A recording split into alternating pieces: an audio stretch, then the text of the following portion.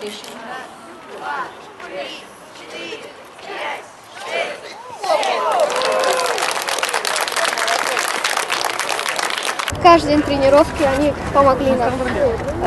Было очень сложно после третьей попытки, очень сильно болели ноги. Поэтому пришлось 2 попытки даже пропустить, но повезло, что никто не прошел мой результат.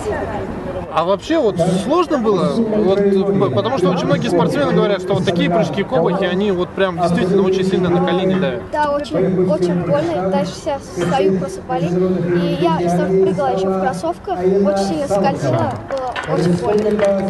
Скажи, пожалуйста, а вот тебе прям на пятки наступала девушка из Казахстана. Она вот при каждой попытке она улучшала результат, и вот у нее последняя она даже улучшила на 2 сантиметра. Было страшно?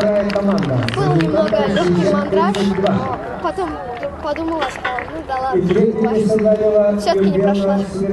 Нет, никогда не тренировала, просто зимой в нашем Азербайджане проводились эти соревнования, якутские прыжки, и там я прям на соревнованиях смотрела, как прыгают другие, повторяла и тоже взяла место 3.